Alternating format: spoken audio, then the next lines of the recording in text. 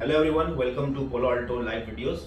In this lesson, I will explain you about Palo Alto design in Azure Cloud.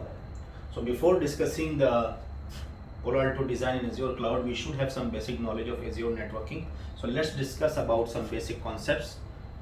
We will discuss about VNet. What is VNet? VNet is a representation of your on cloud in the Azure Cloud. And we can also say that VNet is a logical isolation of your own organization. In this diagram, you can see that in Azure Cloud, we have a VNet, which is virtual network, and virtual network contains multiple subnets. In this diagram, I have mentioned subnet 1 and subnet 2.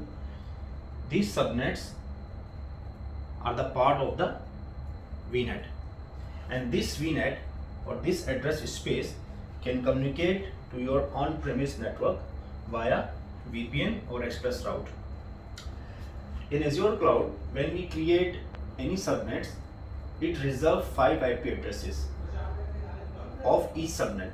.0 is for network address, .1 is for default gateway, .2 and .3 is for Azure DNS, and we all know that .255 is for broadcast address.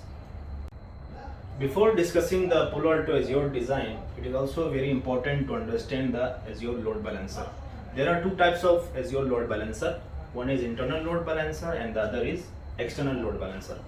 Internal load balancer is used for outbound traffic, and the external load balancer is used for inbound traffic or incoming traffic that is coming from the internet. And if we would like to publish any web services, so we have to create some rules in the external load balancer. So let me explain you further the internal load balancer with the help of diagram. In any type of load balancer, there will be a listener. In case of Azure, the listener IP known as front-end IP address, and there will be a backend pool. So in our case, the backend pool will be the Palo Alto VMs, PA1 and PA2. The request of any user which is inside the Azure cloud, it will first forward the request to the front-end IP or listener IP address, and then the Azure load balancer will forward the traffic to the backend pool on behalf of the availability. There are some certain algorithms to load balancing the traffic like IP protocol and session persistence.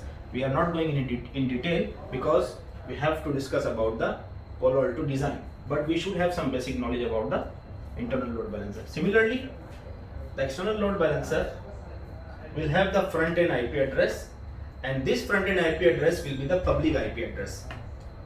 This user, which is external user, it will first forward the traffic to the front-end IP address of the external load balancer, and this front-end IP of the external load balancer will forward the request to the backend pool. In this diagram, we can see that the load balancer also has the keep alive mechanism to check whether the VM is up or down. These are various VM sizes available in Azure Cloud like VM 100, VM 300, VM 500 and VM 700. Depending on the customer requirement, we can opt out any one of these. Each VM has its own capacity like maximum sessions, security rules, security zones, IPsec tunnels and SSL VPN tunnels. And if we would like to choose the VM 300, so there are some minimum requirements for the CPU cores, minimum memory and minimum disk capacity. So you can see the detailed table in this diagram. Each VM model for Palo Alto has a different recommended VM sizes for the deployment. For example, VM 100, the recommended VM size is D3V2, which supports maximum 4 interfaces. Similarly, VM 500, the recommended VM size is DS4V2, which supports maximum 8 interfaces. Now let's discuss about the license options. We have two license options. One is BYOL and other is pay as you go. BYOL stands for bring your own license. This license is for long-term purpose, and pay as you go license is for short-term purpose. The BYOL compared to pay as you go is cost effective if we would like to deploy Palo Alto for a long-term purpose. The BYOL supports all models of Palo Alto VM series firewall, but the pay-as-you-go supports only VM300 firewall. And there is one more other important point, that Palo Alto offers two type of bundle license. One is bundle 1 and the other is bundle 2. In bundle 1, we will not get Global Protect and URL filtering license. And if we would like to deploy Palo Alto purely as a internal firewall or a DC firewall, then we would highly recommend to purchase bundle 1. If we need a complete features for Palo Alto firewall, then we have to purchase bundle 2.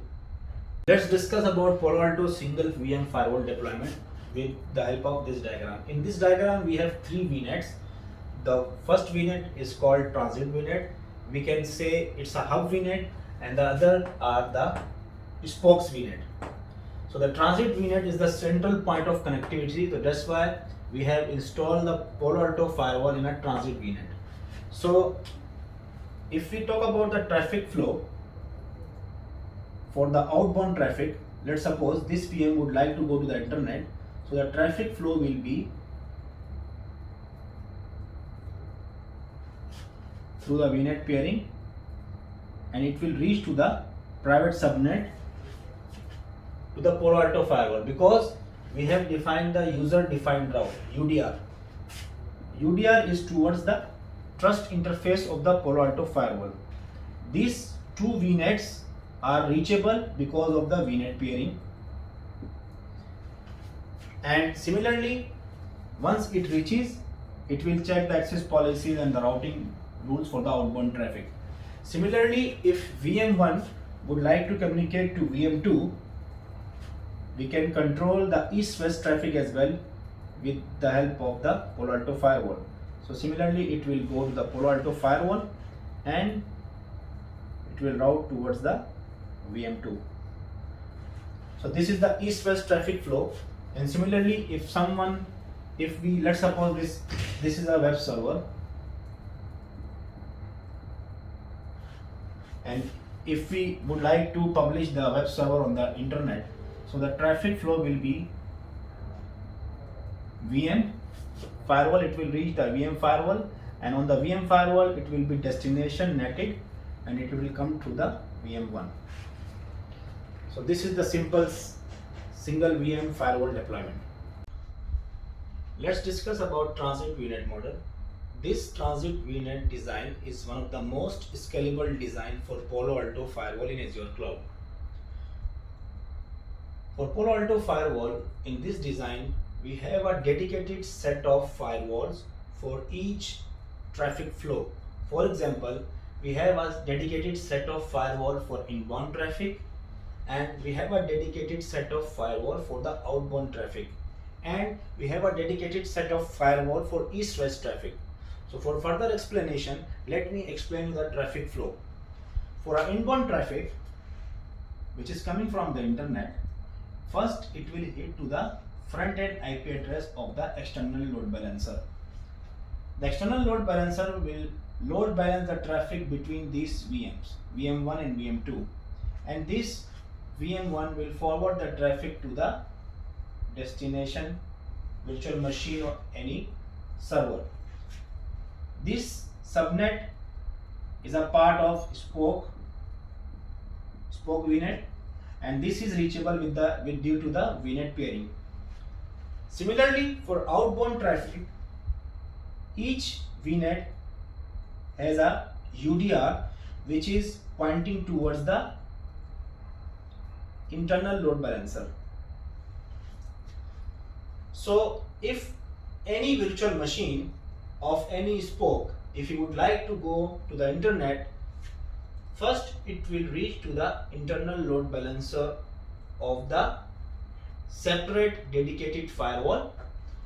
This internal load balancer will load balance the traffic between these firewalls. We can say this is VM3 and this is VM4. So if you see the traffic flow, first it will come to the internal load balancer, and then internal load balancer will forward the traffic to the VM, and then it will route towards the internet. For the reason why it is scalable, let's suppose for the inbound traffic, for the web server publishing, let's suppose for the inbound traffic we have reached the maximum capacity, so we can just add the third device of Palo Alto firewall and we can make the backend pool. So with the help of this design, this is the most scalable design. And there is another type of design which is called a common hardware. So in a common hardware, all the traffic flow, either it is inbound traffic flow or outbound traffic flow or a east-west traffic flow, it will goes with the two set of firewalls. So if I would like to make this design as a common firewall, I can remove this set of firewalls, and for this internal load balancer, these two firewall will become the backend pool.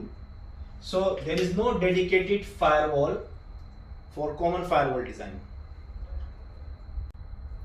So for the east-west traffic control, let's suppose VM1 would like to communicate with VM4.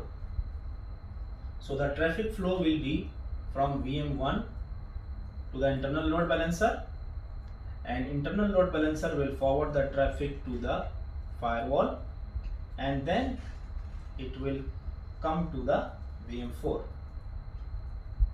Similarly, if VM4 would like to communicate with VM1, so the traffic flow, it will reach to the internal load balancer, and internal load balancer will route the traffic to any firewall, and then it will come to the VM1. So this is how the east-west traffic flow will happen in this design. Similarly, if any of the VM would like to go to the on-prem network, so the traffic flow will be VM4 and the firewall, the internal load balancer, and internal load balancer will route the traffic to the backend pool, and the backend pool will have the route for the destination, and it will reach to the destination machine. So this will be the traffic flow for the backhaul communication. Thank you so much.